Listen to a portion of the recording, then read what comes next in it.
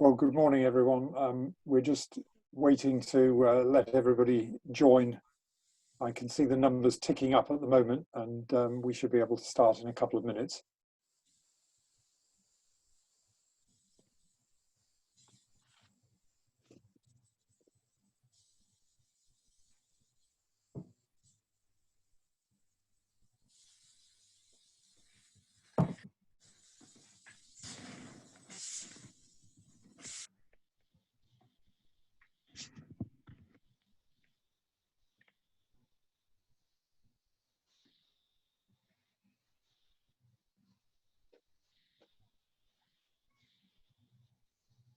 Emma, have we got many more in the waiting room?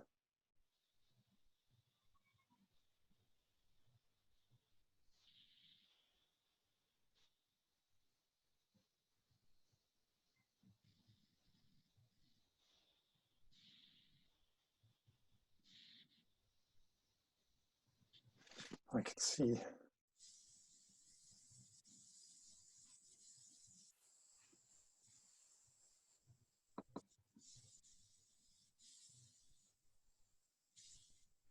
I can see that David Rennie has got his hand up already. That's the earliest question so far.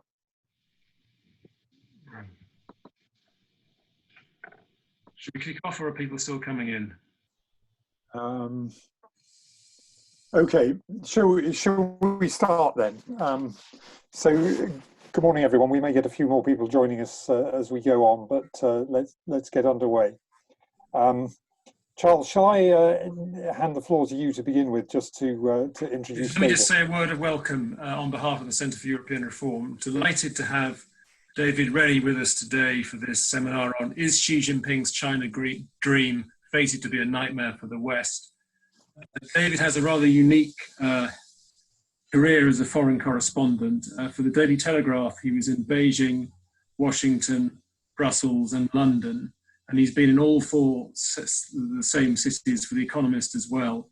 Currently the Beijing Bureau Chief of The Economist. He's the author of the Chagoan column, which is essential reading for anybody who wants to know what's going on in China. I just remembered the other day that in fact in 2012 he wrote when he was Brussels correspondent of The Economist, he wrote a pamphlet for the Centre for European Reform called The Continent or the Wide Sea, Does Britain Have a European Future? I think the conclusion of that pamphlet, published just over 8 years ago, was that Britain could easily leave the European Union. It turned out to be rather prescient, and his analysis of British Euroscepticism was way ahead of its time. But we're not here to talk about Brexit today. We're here to talk about China's troubled relationship with the West. So just reminding everybody this is an on-the-record event. I'm going to hand over to my colleague Ian Bond, the CER's Director of Foreign Policy, to moderate the seminar and introduce David. Over to you, Ian. Well, thank you very much, Charles. Thank you very much, all of you, for joining us. I think this is a very interesting moment for a discussion on China and the China dream, coming just after a speech by the US Secretary of State Mike Pompeo, in which he explicitly said that Xi Jinping's China dream was a threat to everybody else.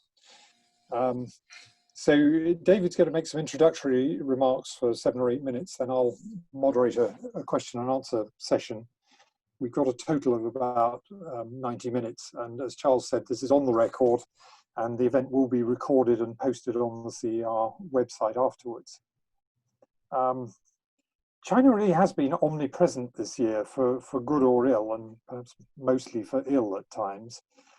We can argue about the allocation of blame for the COVID-19 pandemic, and we could discuss how much the attempts of the local authorities in Wuhan to cover up the initial outbreak contributed to the initial disaster. But only American conspiracy theorists who think that it's all the fault of Dr. Fauci, or Chinese propagandists who think that it's all the fault of Dr. Fauci, claim that, that the outbreak didn't start in China and spread from there to the rest of the world. But what's been really striking about the way that the COVID-19 pandemic has unfolded is that the way in which China has used its relatively quick recovery from the pandemic and the fact that Europe and even more the US have been struggling so much, it's used as an opportunity to assert itself, whether that's with aggressive maneuvers in the South China Sea, a rather brutal border clash with India, the detention for clearly political reasons of 2 Canadian citizens, renewed repression of the Uyghurs, and of particular concern to the UK, the imposition of a national security law in Hong Kong that, to all intents and purposes, brings one country, 2 systems to an end. And on the diplomatic front, with gratuitously offensive so-called wolf warrior diplomacy, which sometimes has taken one's breath away, as various Chinese ambassadors have insulted their hosts. I mean, there's an interesting question: how productive has this been for China? I'd say perhaps not very. The US has stepped up its pressure on China, including designation of Huawei and sanctions on Huawei of quite a tough kind. And even the EU is doing things like making it harder for China to acquire European intellectual property and strengthening its defenses against what it regards as unfair Chinese trade and investment practices. And I hope that what David will be able to tell us is why the Chinese authorities are doing the things that they are doing, which appear from the outside to be somewhat counterproductive. What is Xi Jinping's objective? And perhaps also, what can or should Western governments do about what's happening in China beyond the usual rhetoric of being disturbed, concerned, or appalled? So, David, I'm going to hand over to you for the next 7 minutes or so to tell us why this is happening and what we should do about it. Thanks very much. Well, thank you very much for this chance. So in kind of Q&As, I'm very keen to get into all of those things. Why is China, this very sophisticated, large machine, seemingly acting against its own interests? Why are things, where might that go? But in this first 7 minutes, I thought I might just sort of take the privilege of setting out 3 kind of questions which should tee up a bit of a discussion, really to try and add value, because in some ways, this whole exercise, we should really be waiting 100 years and asking historians what's going on right now. So the only value that I can add as a reporter on the ground is that I do have the privilege of being able to go out into the villages in the kind of COVID quarantine zones. I can go and talk to businessmen, Chinese and foreign, trying to negotiate this very strange environment. I can talk to ambassadors here in Beijing, and Chinese officials are, although they're very hostile at the moment, they're also in some ways unusually willing to talk to people like me, particularly if you're from a British publication that's read in Washington. There's a kind of sense that everyone is trying to understand where we are. So I want to answer 3 questions very briefly in 7 minutes, or raise them. One is, why are things so bumpy? 2 is, I've just forgotten. So let me take, why are things so bumpy? So the basic starting point is, I don't think we have ever tried this before. We have never tried to have as our largest trading partner, our largest and sharpest ideological rival, whose intentions are not yet known. So I wrote a cover story last year about US-China relations, and I ran the numbers at the time that you could see US skepticism of free trade and hostility to Japan marching in lockstep through the 70s and early 80s as Japan's trade deficit with the US went up, I think it was 5-fold. You could then see the ideological conflict with the Soviet Union was not matched by a trading relationship. In 1987, two-way trade between the United States and the Soviet Union was $2 billion US. Now, that was in a year. Until COVID hit, two-way trade between the US and China is $2 billion a day. So we've never tried this before. And the other thing that we've never tried before is a technological thing, which is that we're now trying to have as our largest trade partner, or one of our most important trade partners, a country that we don't trust at all. And trust is now intrinsic to so many of the goods and services that are where the top value added is in 21st century globalization. The first American election that I covered was in 2004, and China was an issue in that election, but it was about jobs. So, crudely, a container of T-shirts would leave China, it would arrive on the coast of America, and then a presidential candidate would argue that those jobs that made those t-shirts used to be somewhere like North Carolina and now had gone to China. Now we're arguing about Huawei. We're arguing about China building our nuclear power stations. We're arguing about soon China building our airliners, our autonomous vehicles, medical devices that will sit in our hearts, tell us if we're about to die, and feed the data back to a server somewhere. Now, if that server is from China, that nuclear power station, that 5G is from China, then we're being asked to trust China with a goods or a service that requires a very high degree, a lifetime commitment of trust at precisely the moment that China's ideological ambitions are seen with ever greater clarity across the West. And that is, I think, an unresolved crisis for the Chinese. So what do the Chinese want? And why are they acting, in this way that seems contrary to their interests? Just to wrap up.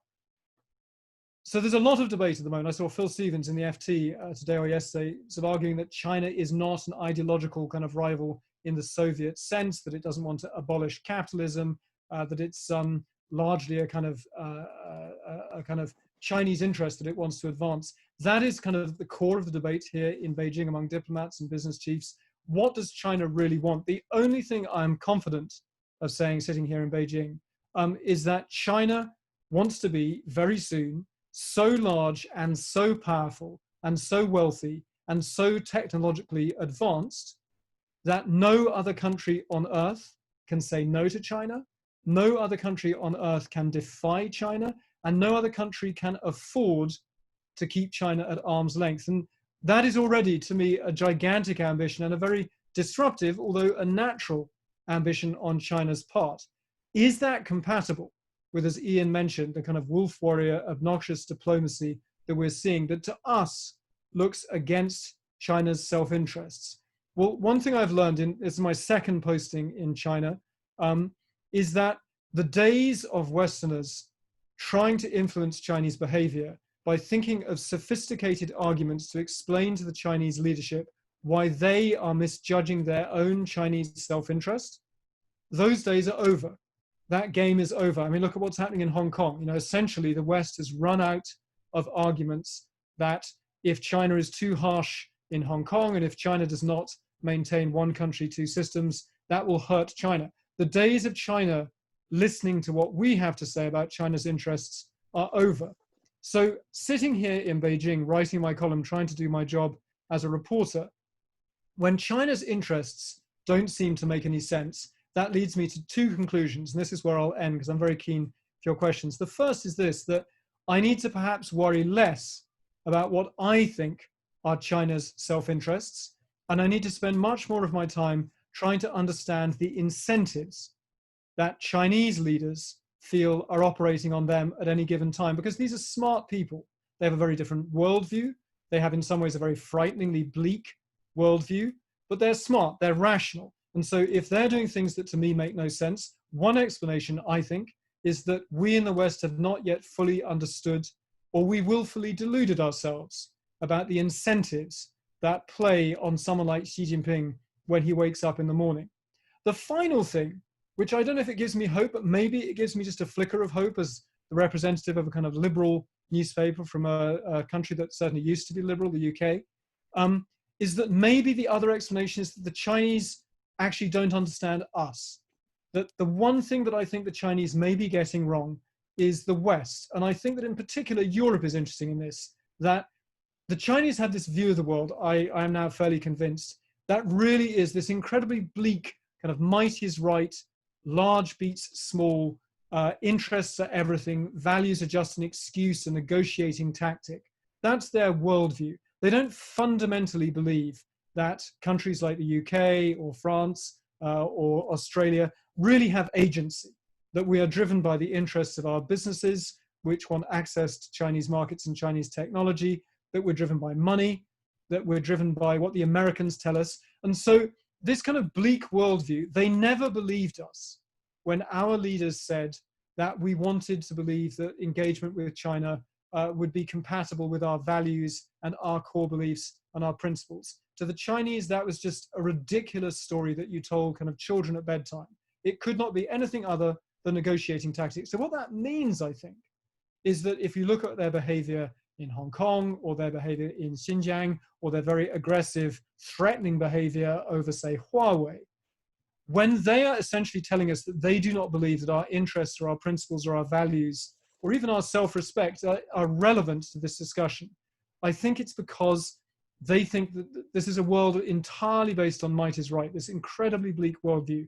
And so what they're trying to do to us is to apply an educational dose of pain to teach us that to believe that we have agency, to believe that being America's friend has value, is not actually as valuable as accepting that China's rise is inevitable, that resistance is futile, and that cooperation with China and doing what China wants will be profitable. And they believe that that is enough for us in the West, because when we talk about our values and our principles and our belief that we have agency, it's just that we're playing for time. It's just a negotiating tactic. And I think where they have us wrong, and I speak with the confidence of coming from a country of 60 million, is that I think that we aspire to have values and principles, and that we're not always able or often able to live up to those fully. But we don't want to live in a world where we admit that we have no values and principles and that they are just a joke. And I think that so China's behavior at the moment in this world that I described, where they do need our trust, they need us to believe that they are at least benign partners who can sell us these products that have an incredible influence on our daily lives, whether it's 5G or a nuclear power station or an airliner. They believe that their pitch to us at the moment is, trust us enough to buy these products, or we will hurt you. Trust us, or we will hurt you. And to me, that's a contradiction that just doesn't work, and surely will have costs, not binary costs, not decoupling, not Cold War costs, but an injection of friction and skepticism and a desire for defensive measures, because we realize that this China really does not see the world the way that we do. So that's the kind of provocation I'd like to offer, that the days are over where we have any real sort of hope of changing the way that China sees its own interests. But if I do think that they're making a mistake, it's because I think they're getting us wrong and they're misreading our own interests and how we see the world. So I'll end there. Yeah, I think that's a great introduction. And I must say, as you were explaining that, I was thinking how much that reminded me, in a sense, of the problems that you have with Russia, where you have the same sort of very cynical outlook and an inability to imagine that at least part of the considerations of your interlocutors may be a bit less cynical than you imagine. But yeah, that's fascinating. But isn't there, sorry, just very briefly, there's there's a good point there now, and this is one that I've actually made to Chinese officials when I've said to them how crazy it is for Chinese foreign ministry spokesmen to try and spread conspiracy theories about, you know, the US military spreading COVID or all these things. That's kind of Russian behavior, right? And the thing about Russia is that fundamentally their interest in us is they want to sell us their hydrocarbons. Well, you don't need the rule of law or even an agreed set of kind of facts to sell hydrocarbons. You can sell oil in a war zone if you have to. Yeah. You know, warlords can sell you a tanker of oil. But China, they can't live without a rule of law, without an agreed set of facts, because they want to sell us their 5G networks or their nuclear power stations, because China's ambitions are so great, because they want to be a standard setting, normative, technological superpower. I don't think that's compatible with kind of Russian-style disinformation or Russian-style threats. Yeah. Before I turn the floor open, I'm going to take the chair's privilege and just ask you one question about Xi Jinping's incentives. And that is, I mean, to the outside world, he looks like, you know, the absolute monopolist of power. And I just wonder whether, you know, it looks like that to him. Is his view of his own control that it is as secure as we think? I mean, you know, I was struck, you know, you had this chap, what's his name, Runji Qiang, who was a big property tycoon, who called Xi Jinping a clown. Now, he's been squashed. But the fact that somebody, you know, thought he could stick his head a bit above the parapet and say that struck me as quite interesting. And then there was this article in a sort of party ideological publication recently, which spent a lot of ink on saying the party was Xi Jinping and Xi Jinping was the party. And I wondered, if you have to say that, does that mean that you genuinely believe it, or you're worried that not enough people believe it and you have to tell party members, this is the message that you have got to stick to now? So is Xi Jinping secure on his throne, or does he think that he's a bit, that it's wobbling slightly underneath him? So the golden rule of Beijing in 2020, as it was in kind of 1970 or 1950, is don't believe anyone sitting in my position who tells you that they know. The problem that we have is that the fact that Qiushu, as you say, or other the People's Daily, these ideological journals are telling us that we have to pay absolute deference to the core of the party, and the core of the party is Xi Jinping, and this, as you say, this extraordinary insistence on the absolute authority of Xi Jinping. That is entirely plausibly evidence for the fact that he is unprecedentedly strong and in control. It's also plausible evidence for the opposite, that he's actually weak and his people are worried, and that's why they're saying all of this. So it's an amazing thing that in 2020, someone who does my job has to do the same thing that someone doing my job 30 years ago would do.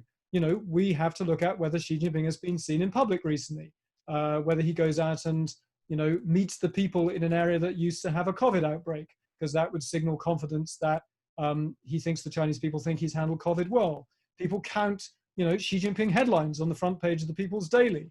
Has it been several days since there have been, 5 photographs of him? It's ridiculous that we're still in that position, but we are. There's other things we can do. You mentioned the property developer who's just been taken down for criticizing him. It is true that there are members of the elite, particularly kind of private sector tycoons, although he was a state-owned enterprise boss, who are very critical of him in private. You can go to kind of elite dinner parties in places like Beijing and Shanghai and meet rich, Western-educated Chinese who are fairly scornful of Xi Jinping.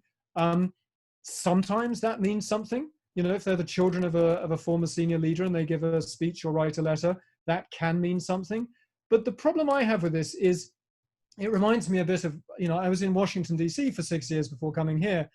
I could go to a lot of dinner parties in Georgetown and meet former ambassadors or former members of the Bush White House who were incredibly dismissive of Donald Trump, but it didn't mean a thing because they didn't have a base.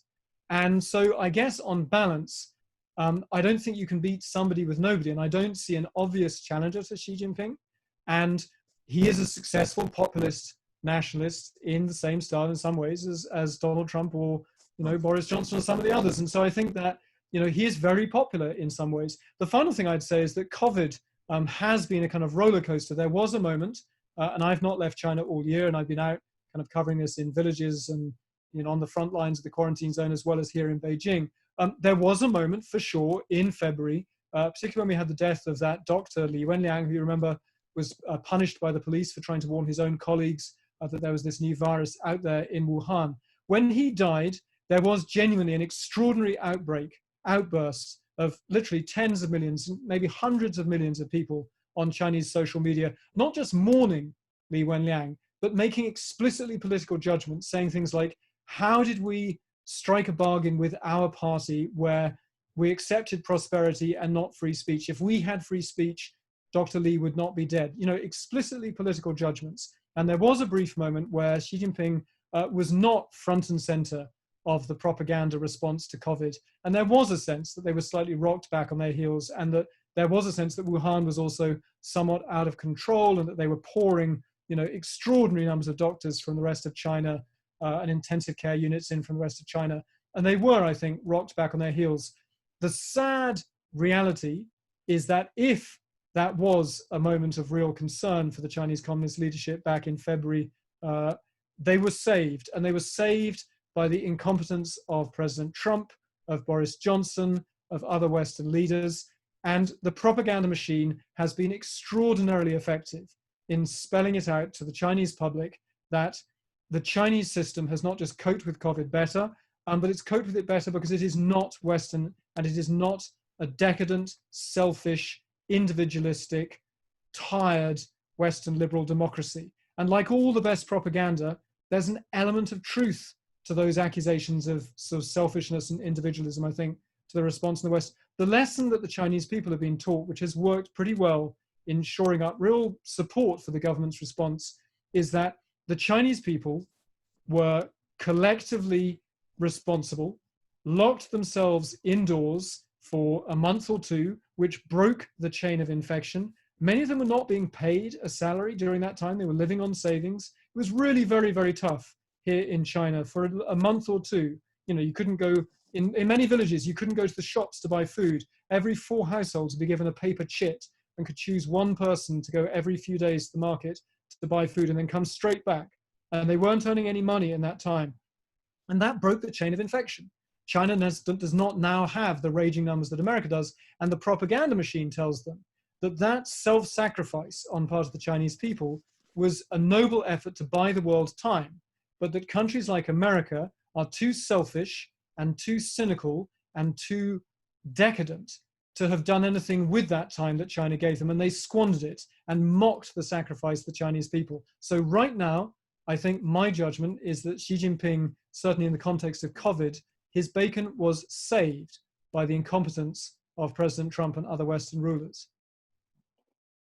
Yeah, very good point. Okay, I'm going to open the floor and a reminder that we're on the record and it's being recorded and will be posted on the CER website afterwards. And the first question is from Robert Cooper. So if somebody can unmute Robert. I unmute myself. Am I unmuted? You are indeed, Robert. Good morning. Right. I'd expected David Rennie, but I don't mind. I was going to say, first of all, my dealings with China have been limited, but the China that you describe is not just Xi Jinping. It's not just Xi Jinping, because I started mixing up leaders' names. To some extent, the discourse, a sort of a 19th century approach to dealing with China, has always been the best way to deal with them. Explaining yourself in terms of interests. And I can remember having a couple of dialogues with the Chinese on items where we didn't agree with the USA, and I talked entirely in terms of Chinese interests, European interests, and American interests, and that works perfectly well. So all you've got to do is to switch yourself back into the 19th century, and Bob's your uncle, on the one hand. The second hand is that, of course, we're dealing with much more complicated issues now, not just war and peace. But there, if we're talking about trust, the bureaucratic translation of the word trust is regulation. Trust develops because you have good regulation. That's why you buy baby powder from Europe rather than from China, because you trust the regulators. Well, there we are. Europe has a role. It's a regulatory superpower. And we need to look at all, and you know, in a way, things like COVID-19 are questions of regulation. Regulations of whether you eat pangolins or not, that sort of thing. So that's how we need to approach it. And Europe is probably, if it will focus on this, is probably a good way to deal with it. Question mark at the end of all that. Can I answer that in two ways? One is to talk about the difference between, I think, how the Chinese see Europe and America in that context of that kind of contest of interests. And the other is to be skeptical about regulation as the only kind of template. So to start with how I think China views the US and Europe right now, in fact, is a good moment. Here we are nearly August, 100 days from the American presidential election. I think it's striking that Europe is not really very high on the Chinese agenda right now. They're basically waiting for the results of the American election.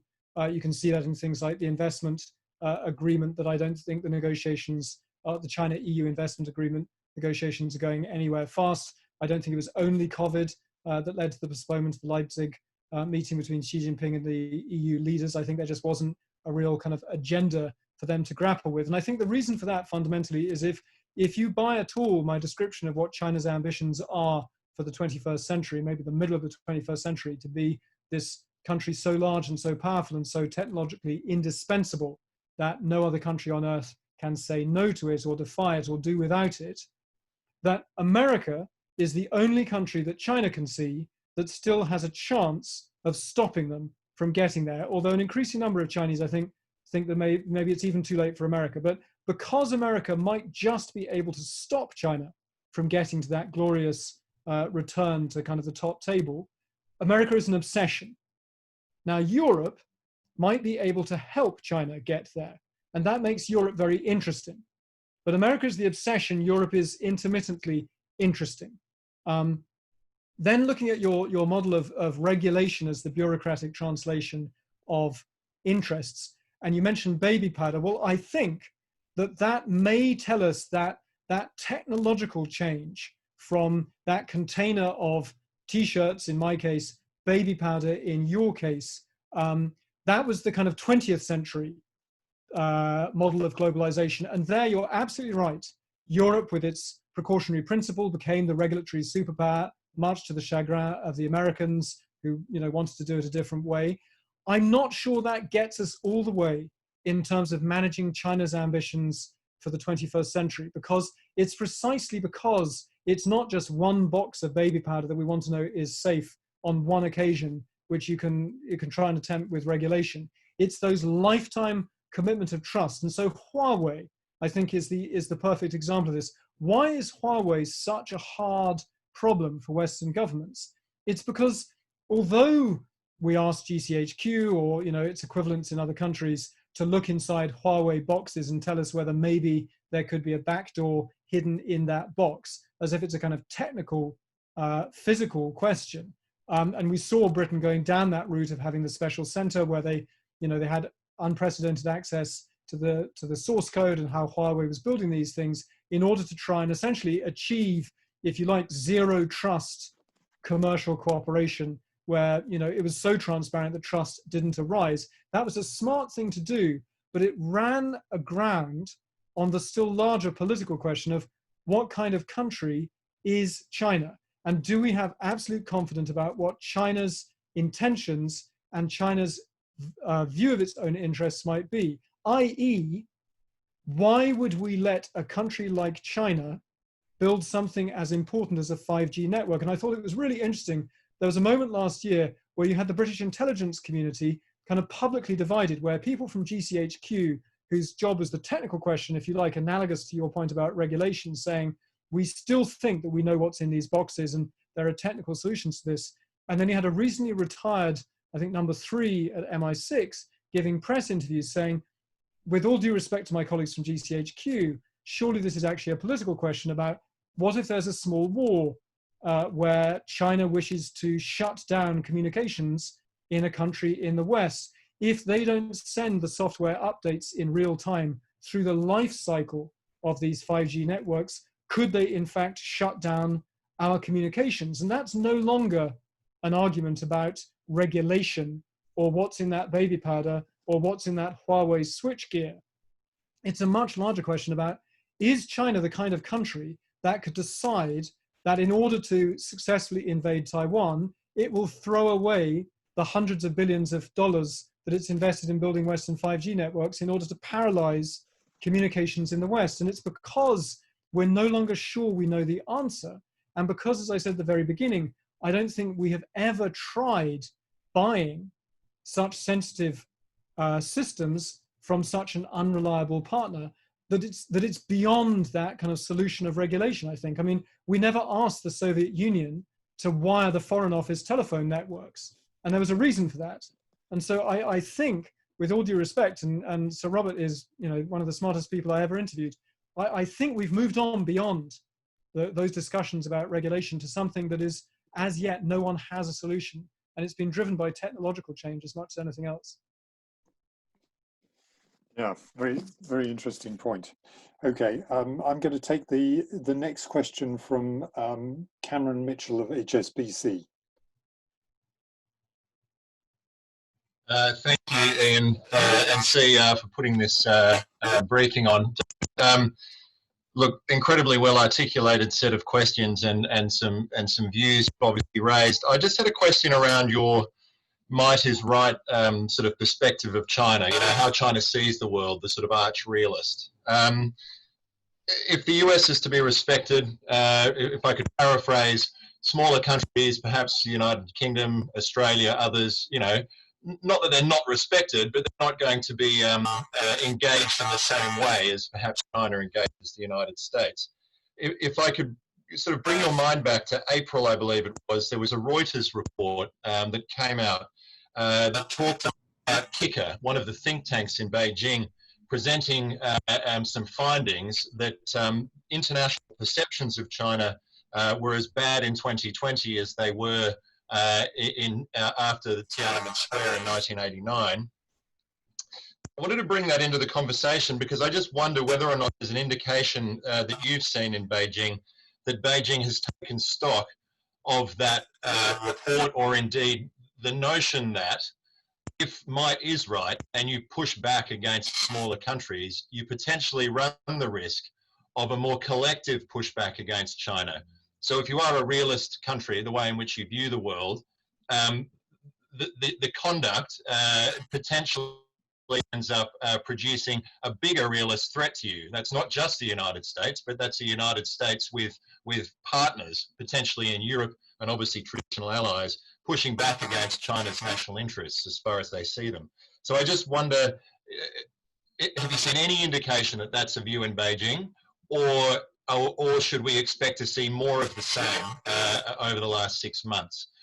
I do note that there hasn't been much of a reaction from China in the last, let's say, 6 to 8 weeks. That's not a long time to make any serious judgment, but just your thoughts on that would be very, very helpful. Thank you. Look, it's an excellent question, and I have to be careful how I answer it because we're on the record. So I have had off-the-record conversations about exactly these subjects with people inside the Chinese machine. I've also spoken to people like ambassadors, government ministers visiting from Western countries who have meetings with people even higher up in the machine.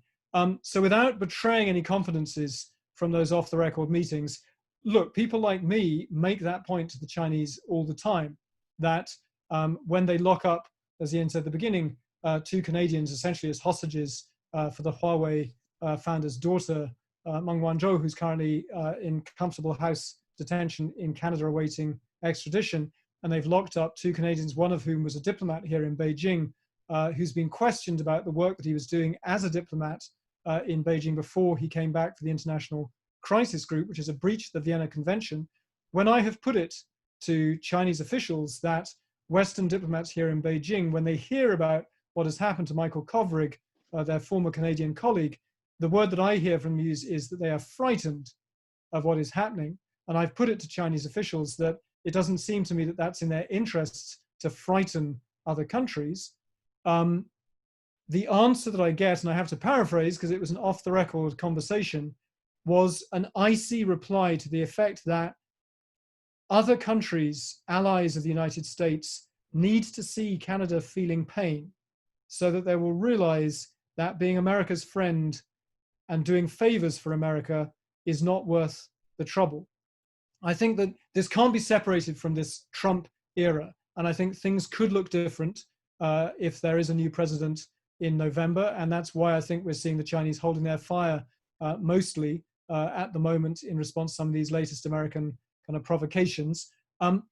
When I have said to Chinese officials, or when other Western visitors have talked to the Chinese about the list of countries that they've fallen out with, you know, I've been here 2 years this time. Their relations have basically fallen off a cliff with Canada, Australia, New Zealand, the UK, Sweden, to some extent the European Union, Japan, South Korea.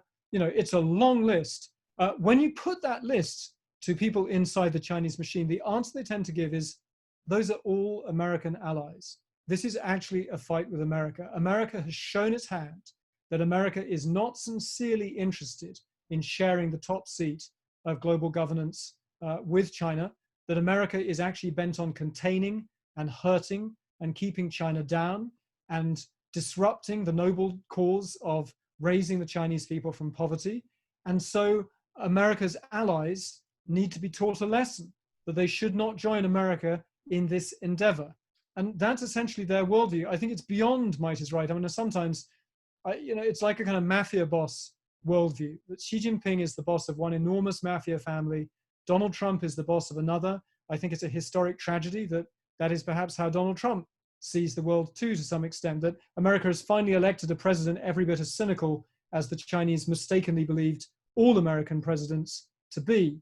The problem is that they don't want to take on the other head of the mafia family directly. So what do? You go and find his underbosses and you break their kneecaps. And I think that's fundamentally what they've been doing with the Australians, the Canadians, the British. Without revealing secrets, I wish I could share with you the real scorn, the contempt with which Chinese officials, senior Chinese officials, talk about American allies, Western governments, the way they talk about Brexit Britain, and how Brexit Britain is desperate, needs friends, is not in a position, can't afford to have principles and values and to be hawkish. The way they talk about countries like Australia as somehow imagining that they are larger than they are. The way they talked about the protests in Hong Kong last summer and how they were absolutely convinced, or at least gave the impression, that they were absolutely convinced by their own propaganda talking point that the protesters in Hong Kong had to be whipped up by the Americans and other Western governments, that it couldn't be that the people of Hong Kong had agency.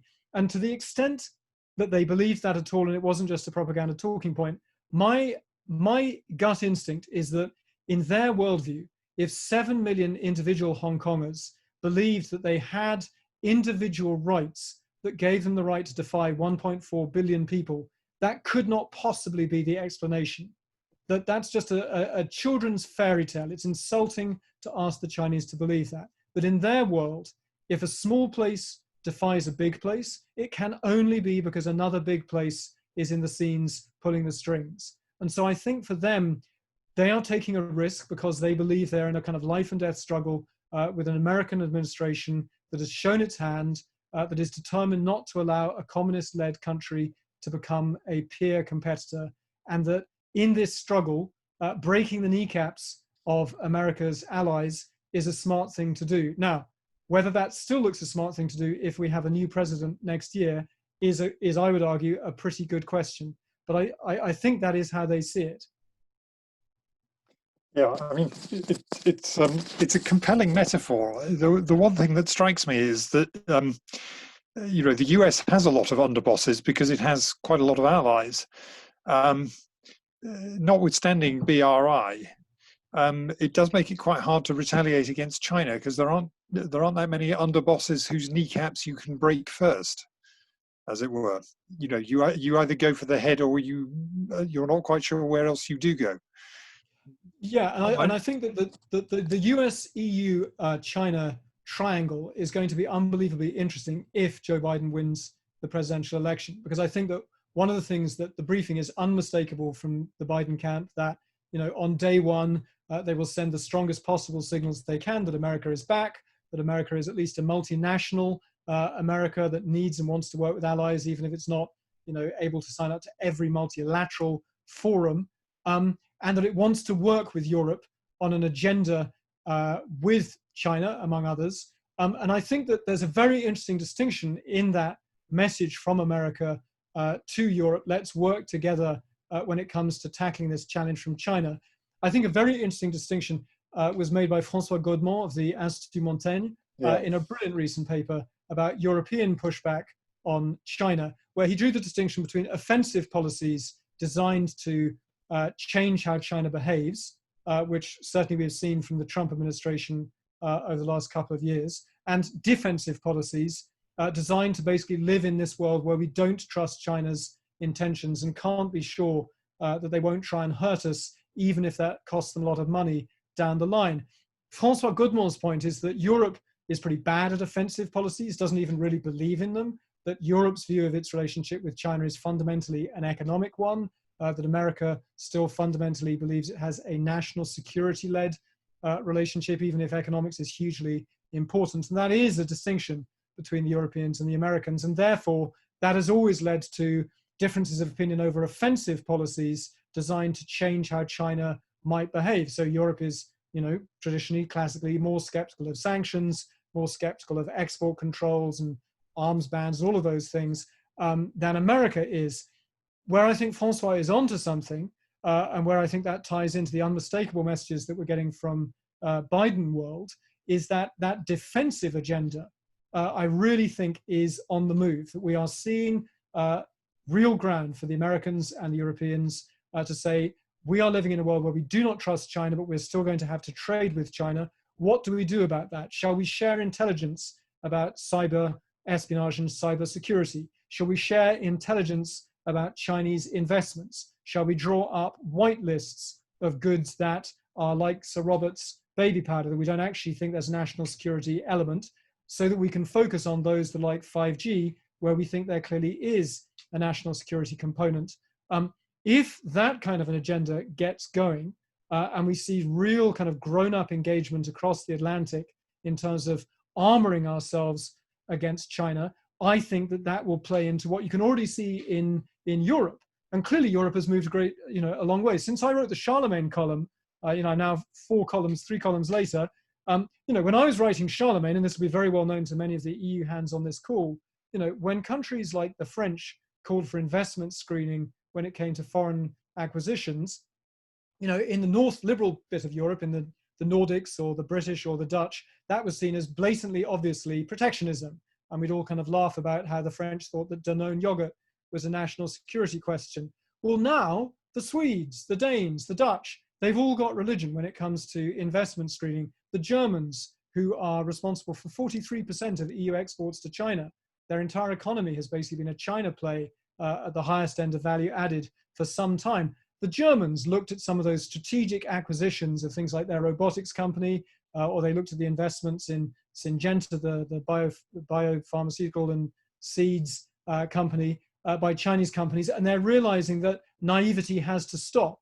And so I think that sort of defensive agenda, there really is room for a different America and the EU to come together. And although I say it's not binary, it will not lead to a decoupling. And I certainly think that the Europeans don't want a Cold War with China. I think in kind of a million different decision points, the Chinese may find that there is new friction and new wariness in all of those relationships. And I think that could cumulatively come to matter. I'm glad you gave a shout out to the Godmore paper, because I agree. I think it's an excellent paper. Anyway, that's a good moment. Heather Graby from the Open Society European Policy Institute in Brussels. So if somebody can unmute Heather. Hello. Hello. Morning, Heather. Good morning, Ian. Very nice to see you, David. I have a question about the difference between the country that a leadership wishes to become and the country that is forced upon it, in the sense that over the period during which the Chinese leadership may well be following the vision that you've outlined, David, at what point does climate change become such a big problem for their ambitions that they really do have to engage with some kind of international cooperation, because it's a problem that no one country, even one that is big and as important as China wishes to become, can deal with alone? Are there forms of international cooperation that you think that China might really seriously start to invest in order to try to cope with climate change? Is it a matter of using the existing systems, or is it actually a question of starting up perhaps completely new forms that haven't really been thought out before?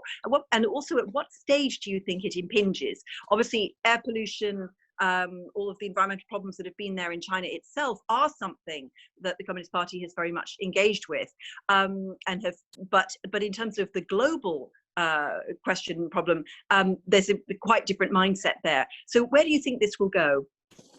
Thanks. It's a really good question for a couple of reasons. So one big reason is that clearly, if you were to write a memo for the incoming President Biden of global public goods that he should attempt to pursue in cooperation with the Chinese, you would dust off all the Obama era materials about climate change. In fact, there was a brilliant moment a couple of years ago. There was an EU-China summit here in Beijing, and a friend of mine in an embassy, who shall remain nameless, gave me the readout that was sent to all the EU ambassadors here in Beijing. There was a moment where Xi Jinping literally grumbled to Donald Tusk over dinner that Obama had promised him that if he only signed up to ambitious targets under the Paris Agreement, that the world would be kind of all over China and praising China to the skies.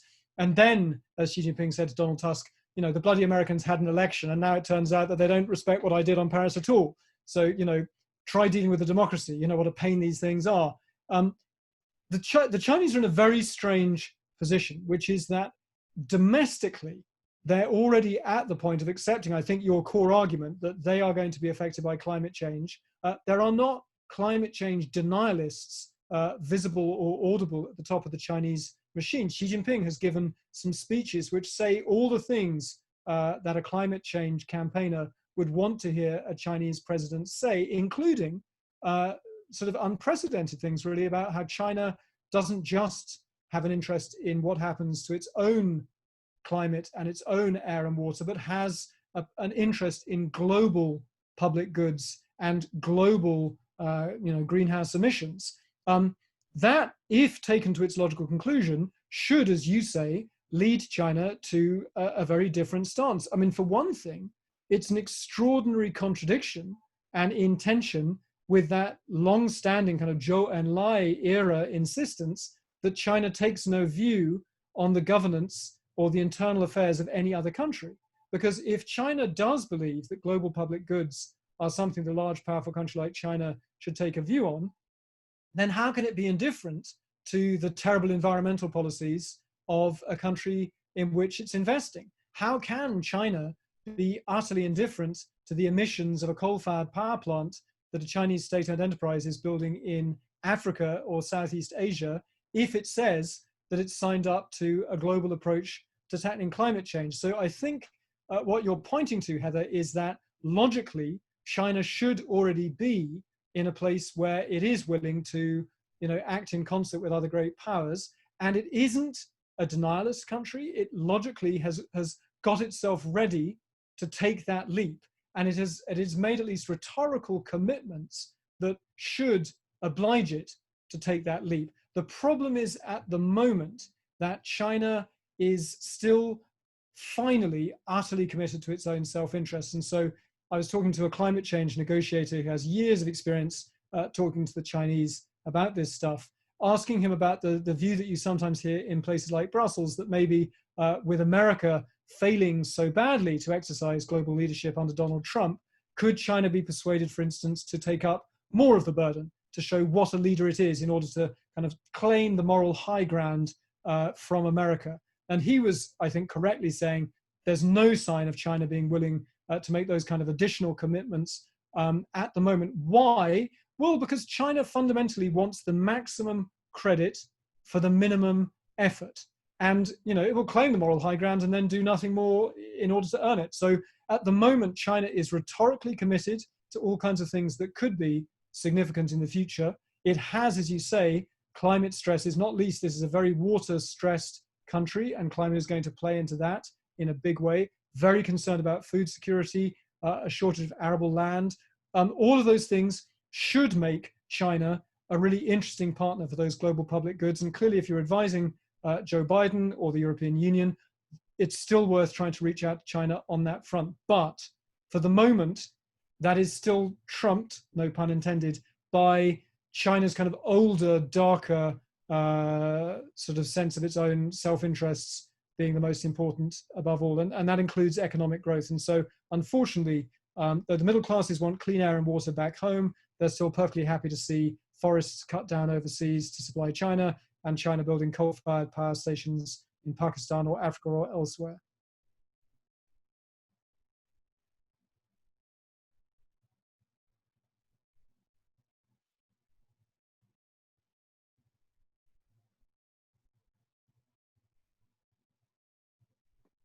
Sorry, I'm having a few connection problems here. So I think I just about got the end of that, but I'm not sure.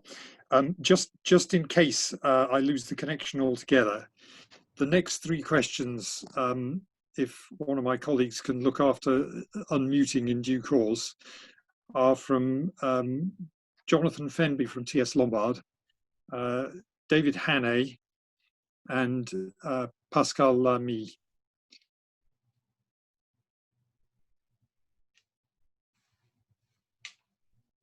But the first is Jonathan Fenby. So if somebody can unmute Jonathan. Hello. Jonathan, I can't. Yeah. Hello, Good can you morning, hear me? Jonathan. I Can you can hear me? now. Yes, good. I was going to ask a question about China-American relations, and if I could just ask one very, very quick question. Is there a sense, do you think, or is this rather silly debating, to say that Beijing would prefer a Trump re-election to Biden? My other question, which is more specific now, is could you say something about Taiwan policy and how dangerous you think that is going to be over the next 4 or 5 years? Thank you. So I actually wrote a column quite recently after talking to quite a number of people here in town about Biden versus Trump. It's a surprisingly hard question to answer who they would rather have win the next election, not least because both men are pretty known quantities. When Vice President Biden was working with Barack Obama, he was the envoy the Americans sent to get to know then Vice President Xi Jinping before his ascension to the top job, because they were protocol equals. And so Biden paid several visits to go and see Xi Jinping, spent a long time with him. So they know him. Has to be said, there isn't a tremendous amount of love or respect for either man once you get off the record with people inside the Chinese machine. And I think that broadly, whether you are talking to Chinese, whether they support Biden or Trump, although they often say they don't have a preference, depends on whether you're talking to people on the national security side of the machine or the economics side of the machine. So people on the economics side of the machine, whose job is to try and squeeze as much economic growth and technology transfers as they can out of the status quo of kind of early 21st century globalization, they can broadly see a strong interest in playing for a bit more time. And that means a reversion to some sort of status quo where American companies are still willing to invest here and transfer technology, and Western markets are still open to big Chinese tech companies.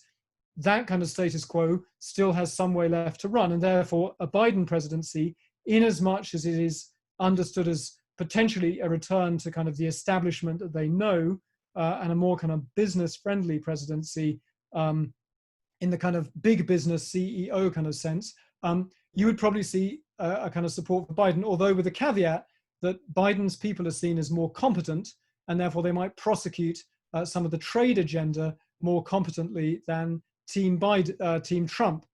If you're talking to people on the national security side of the machine, so people, academics with links to the military or to the intelligence worlds here in China, people on the foreign ministry side, they're scornful about President Trump. They call him ignorant and narcissistic, and they've worked out entirely focused on his self-interest. They acknowledge that they misread him. They thought that he was a New York businessman and that they understood New York businessmen. They've realized that he's not a New York businessman in the kind of Goldman Sachs kind of model, that he's very unusual. And the reason that they might see an advantage in having 4 more years of Donald Trump is twofold. One is he's destroying Western alliances. He's demanding that the South Koreans pay whatever it is, 4 or 5 times more to have American troops still in South Korea. If you're a PLA general, what's not to like about the Americans voluntarily pulling back out of the first island chain back to Guam or Hawaii without even having to be threatened to do so? So in as much as Donald Trump is abusing NATO, abusing Japan, abusing South Korea, scornful of alliances, in as much as Chinese officials will tell foreign visitors that they are delighted that Donald Trump doesn't seem to care about Hong Kong Democrats or Uyghurs in Xinjiang, or the fact that Taiwan is a democracy. They appreciate his complete lack of principle as they see it.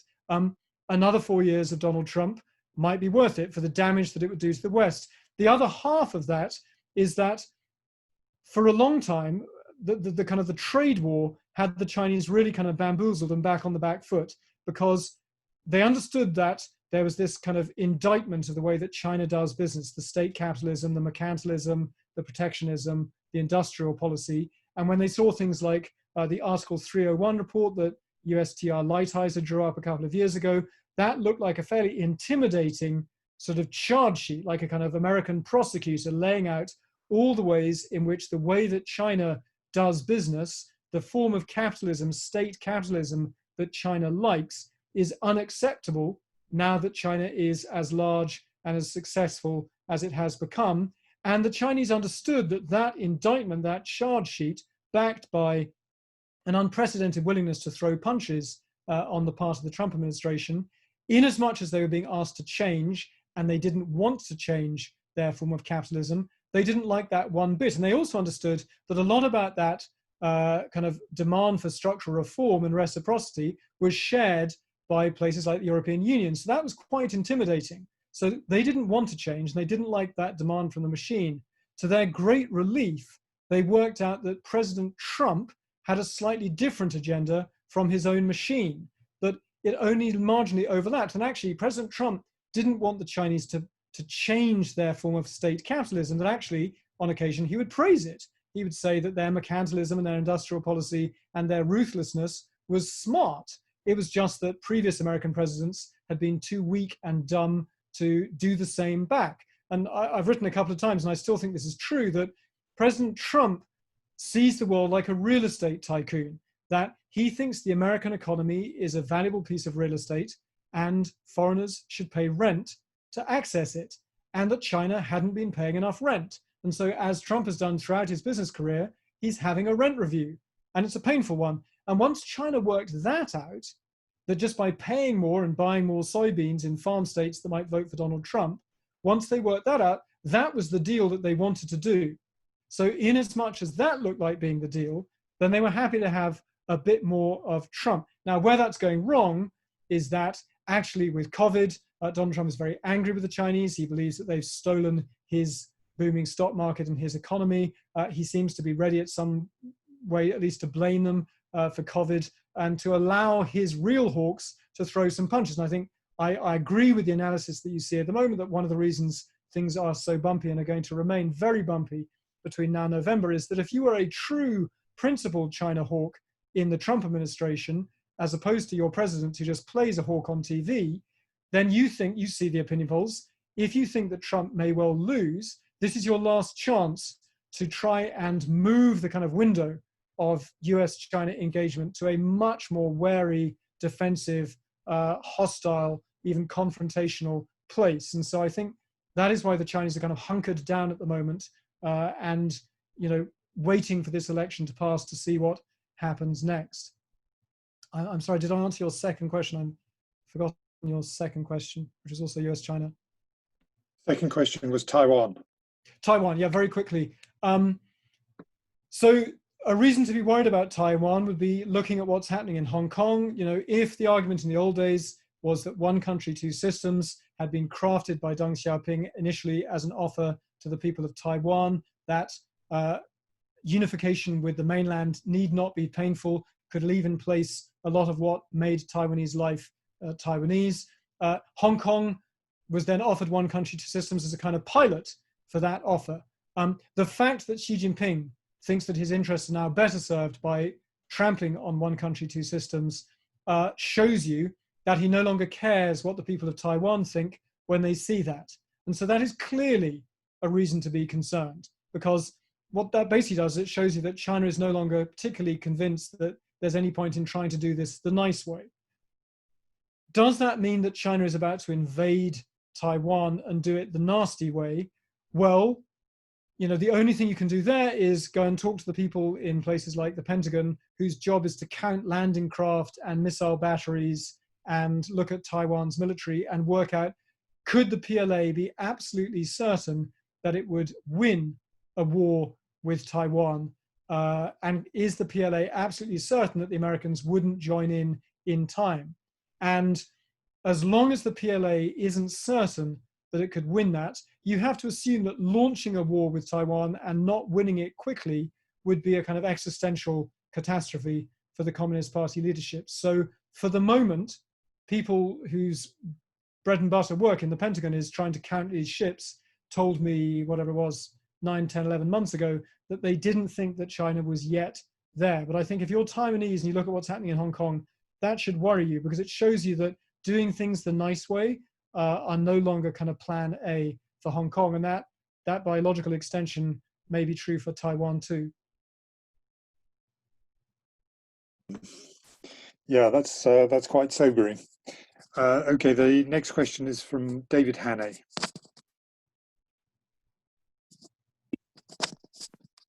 Am I unmuted now? You are indeed, David. Good morning. Yeah, good morning. First, I'd like to test your original remark about not thinking that it was clever to tell the Chinese what their interests were in dealing with us. Having worked for a lot of British governments who sincerely believed that we should spend a lot of time telling the Americans we knew better than them how to deal with various world problems, I can appreciate that telling the Chinese that is not a good idea. But surely we do need to calculate ourselves where there is any potential congruity between our interests and theirs. And to do that accurately and sensibly, because otherwise we're never going to get into any common ground at all. And we really are off to a Cold War, which in my view would not be a good outcome. But if I could just shift this question also onto the nuclear issue, which is a little bit coming to the boil now with the impending lapsing of New START in February 2021, if it's not extended. I was to say that I am involved in an effort by the European Leadership Network to persuade, heaven help us, the Americans that it is interest to extend. But what I want to ask you is, the Americans seem committed to the idea that they'll only extend if the Chinese accept some form of limitation on their nuclear warheads and missiles, which they're not going to do before February, let's face it, and certainly not going to do in a verifiable way before February. And our spurning, which is doomed in my view, could only lead to non-extension. But is the other route, which some of us believe might be more possible, which is to use the P5 consultations that already take place at deputy minister level to discuss things like strategic stability and lowering nuclear risk and so on? Is that not the way to bring China in, rather than trying to force them into a ridiculously, for them, unacceptable capping of their nuclear arsenal? So just to refine, I was probably unclear in my opening remark that you correctly picked up. So I don't believe that it is pointless to try and explain to the Chinese how we view our own interests and how those might align or not align with theirs. I think because I think the Chinese don't understand us as well as they could do, it's absolutely a valuable exercise to explain to them how we see the world and why they might be misjudging that. I think where we've kind of slightly reached the end of the road is in telling the Chinese how they should see their own Chinese interests. So Hong Kong is a great example. If you look back at and you're no doubt involved in all this, if you look back, for example, at things that Geoffrey Howe said as Foreign Secretary to his counterparts during the 1980s negotiations over Hong Kong, when he described Hong Kong as a kind of a precious Ming vase that the British were going to hand to the Chinese, and wouldn't it be a shame if it were dropped? For a long time, essentially, the West's argument to the Chinese central government was, be careful what the Chinese Communist Party's kind of monopoly on power does to Hong Kong, because you might damage this precious thing, this goose that lays the golden eggs, this Ming vase, choose your metaphor. What we have learned to our painful cost over the last sort of year or so is that when Xi Jinping wakes up in the morning, crudely, he doesn't think, I'd better be careful what the Communist Party's absolute monopoly on power does to Hong Kong. He thinks, I better be careful what Hong Kong does to the Communist Party's absolute monopoly on power. And because he wakes up to defend that monopoly on power, he will damage Hong Kong and upset friends of Hong Kong as much as he needs to, because we were misjudging his incentives as he sees them. We were misjudging the strength of our appeal to Chinese self-interest. But you're absolutely right. It's a valuable exercise to try and explain to them where we believe, and I do believe, that they're misjudging how we see the world. The nuclear question is a really interesting one. I think that people much smarter than me would absolutely agree with you that it's a non-starter to ask the Chinese, who believe that their arsenal is so much smaller than either the American or the Russian to start putting their missiles sort of and warheads on the table in some giant game of poker. They don't want to be at that game in that poker table. Where I think things got really badly damaged under the Trump administration, I think this is going to be judged one of the kind of tragedies of the Trump administration, was if you look at areas where China's self-interest and, say, the world's self-interest on North Korea's nuclear arsenal should have aligned. There was a moment very early on where the American arguments being made to the Chinese, I think, made a lot of sense. I was still the Washington bureau chief, talking to people at the top of the Pentagon, traveling with the defense secretary around Asia, traveling with the Secretary of State at the end of the Obama administration, talking to people there. And what I was told was that the American view of China and, say, the North Korean nuclear arsenal was that the Chinese had a hierarchy of horrors, if you like, and that for the Americans and the Western world, a nuclear-armed North Korea with the means to deliver those warheads around the world or to America was top of the hierarchy of horrors. For the Chinese, that was very high, but it was number two, and number one was the disorderly collapse of the North Korean regime, chaos on the Korean Peninsula, and perhaps a disorderly reunification, which crudely would lead to kind of, GIs in sort of Ray-Bans on the banks of the Yalu River. And so the American pitch to the Chinese was, as we saw Scott Tillerson as Secretary of State. I was told that when he went to see his Chinese counterpart for his very first meeting in the Trump administration, the first thing he said to him on North Korea was, "We believe that you think that North Korea's nuclear arsenal is a strategic win for you. And we are here to tell you that it's actually strategically a loss for you, because we are going to be obliged to do things in the region and potentially to North Korea that you will not like one bit." And so they were trying to flip that hierarchy of horrors and to make the Chinese put a nuclear-armed North Korea at the top. You saw something of the same in the Iran dossier, where I know that the Americans were intensely frustrated, as were I think the Europeans, that essentially the Chinese in private would say, well, yeah, Iran's nuclear missiles, they're not great, but they're not aimed at us, are they? So that's your problem, not ours. Although for the interest of the kind of multilateral system, we prefer JCPOA to, seeing it collapse. But China was seen as something of a free rider, if you like, on some of those questions of nuclear non-proliferation, because it fundamentally saw itself as a kind of underdog that had come late to the world of nuclear non-proliferation. But I do think that that initial approach of trying to persuade the Chinese that their free riding was liable to make America and its allies have to do things in the security sphere, like install THAAD, radar batteries in the Korean Peninsula and around Asia, those kind of things. If China didn't like them, the best way of making those things go away was to stop being a free rider in the world of nuclear non-proliferation. So something like that approach that I last talked to people inside the machine about in the North Korean context, if you tried that again in the bilateral, trilateral Chinese context, maybe I think that could work and would tie in with the point that I agree with you on, that there is a value to explaining to the Chinese if we believe that they're misunderstanding us. It's just that I think we've run out of road in thinking of clever ways to explain to the Chinese why the Chinese are misunderstanding China.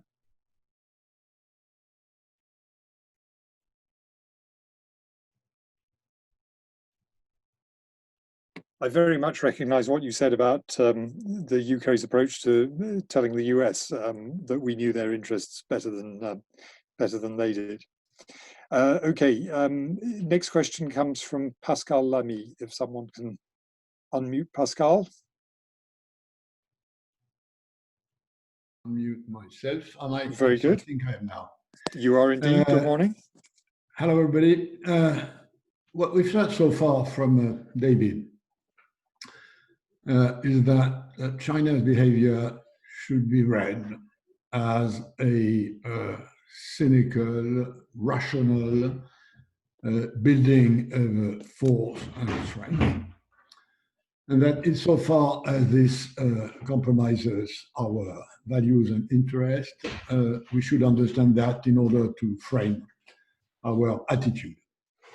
So my question is whether or not, in David's view, there is not another side about a feeling of threat, a feeling of vulnerability among within the Chinese leadership, which would be a possible explanation to their attitudes and behavior about Hong Kong, for instance. Why do that now, not wait? No, we know that Chinese have a sense of time which may be different scale than ours. Why this attitude vis-a-vis dissidents? Isn't there the feeling that there is a vulnerability, and that if that is the case, might it not entail a bit of a different and more creative attitude on our side on how to behave with them?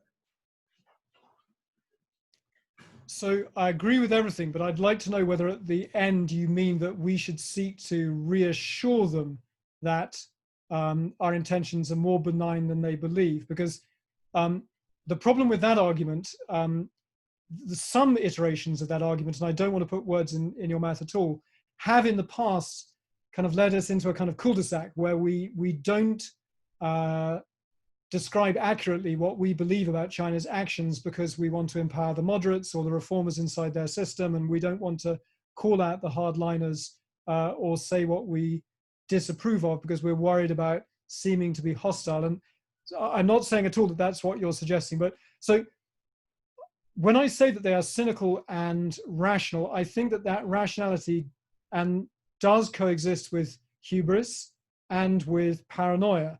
I don't know if rationality can coexist with those things, but I think they are intensely calculating and they're very clever. Maybe that's what I mean. And they have a very strong sense of their own interests, even if those don't always seem familiar to us. But I do agree with you that they also see tremendous vulnerabilities. And you're right to say that one of the surprises of their behavior in Hong Kong is what looks like a kind of hasty desire, not just to kind of get a bit tough, but to just tear up one country, two systems. And I think that that lends some credence to the fact that when the Chinese said that they believed that there were kind of black hands stoking color revolutions, even if to us that seemed ludicrous, because we know that, I mean, as I said to a Chinese official once, if only the Trump administration were bent on spreading democracy around the world and the CIA's only interest was kind of helping students stand up to kind of riot police. But, I don't actually think that's what they were up to, because I don't think President Trump believes in the Hong Kong protest cause at all. And I think the Chinese were misjudging that. They were denying their own people of Hong Kong the agency to actually not want to live in the way that the central government was proposing. But there is, you're right, an absolute sense of vulnerability. I think that the Chinese feel that there's a deep sense of grievance, that they feel that again and again, whether it's in the financial crisis or now in the COVID pandemic year, that the way that China runs its affairs has been objectively proved to be superior to this tired, decadent, selfish, corrupt democratic system. And yet, maddeningly and suspiciously, that so-called democratic system is still held up by the West as superior to a communist one-party system, and that therefore the West cannot mean anything benign by that it cannot possibly be true when Western politicians say that they want to help the Chinese people, they just don't like the Chinese Communist Party. That kind of desire to be given credit for what they think is a more successful form of governance, that desire for legitimacy, their performance legitimacy, which is their pitch to their own people to be recognized by the West. I think that is sincere. I think that President Xi is surrounded by hardline people who see the world through a national security lens, and those securocrats are inclined to see a kind of color revolution in every corner. I think the way that they view the Western media has changed in the 22 years since I first arrived as a correspondent for my first posting. And now I think there was a sense in the old days where explicitly sometimes Chinese leaders would say, well, the Western media sometimes tells us things that are going on that we won't find out any other way. And that can sometimes be useful. You never hear that now. A whole set of checks and balances that had once seemed to have some support among some elements of the Chinese leadership back in the days of Premier Zhu Rongji 20 years ago in my first posting, those have really all now become sinister and malign in the eyes of this regime. And you talked correctly about this tightening. One of the things you see is that there's a vicious circle, which is that as President Xi and those around him have closed down investigative newspapers, as they have said that the judiciary must be at all times under the direct control of the Communist Party, as they have locked up lawyers for having the temerity to say that there are rights in the Chinese constitution which might be actionable, when we see President Xi talking about the evil Western conspiracy to use constitutionalism as a wedge to drive, a wedge between the Chinese Communist Party and its absolute control of China. All of those eliminations of forms of accountability and external, limited independent checks and balances, they have their own unhappy logic, which is that if you have a system where badly paid Communist Party bureaucrats are in charge of trillion-dollar state-owned enterprises, and there are no external or even internal checks and balances anymore, then you are condemned to ever greater centralization and ever greater paranoia and ever greater reliance on discipline inspections and anti-corruption drives, because you've nothing left as an alternative to that. So I do absolutely agree with you that when I say they are rational and calculating, that coexists with hubris and paranoia, where your final question about what we can do about that, there are dumb things we could stop doing. So Secretary of State Pompeo saying that the very nature of the regime as a Communist Party regime is unbearable to us. If you don't believe that they are willing to stop being a Communist Party regime anytime soon, then all of the many professional diplomats on this call would presumably tell their bosses, then what do you hope to achieve by telling them, by making a demand that the other side is not possibly willing to meet, what have you achieved? And so I don't have a very positive, constructive answer to Pascal Lamy's good final question, beyond the journalist's negative answer, which is stop doing stupid stuff. And there is some stupid stuff being done in these dying days of the Trump administration, and I hope it stops soon, because it's really not helping. David, that is indeed an excellent note on which to stop. I fear that I have no doubt that we will find new stupid things to do, even if there is a change of regime. But I think that has been a tremendous tour d'horizon and tour de force. I'd like to thank you very much on behalf of all the participants who were online, and to say that I will be reading Chaguan with new attention from here on in. Perhaps, a final thought from my side is that there's a lot of discussion in the West about our excessive dependence on China. But it does strike me that it's still not quite all one way. When you look at the scale of China's exports to the West, decoupling is a pretty challenging operation on either side. And I can hope for some more rationality about thinking, given that we have a lot of mutual dependencies, how we might manage those in the future.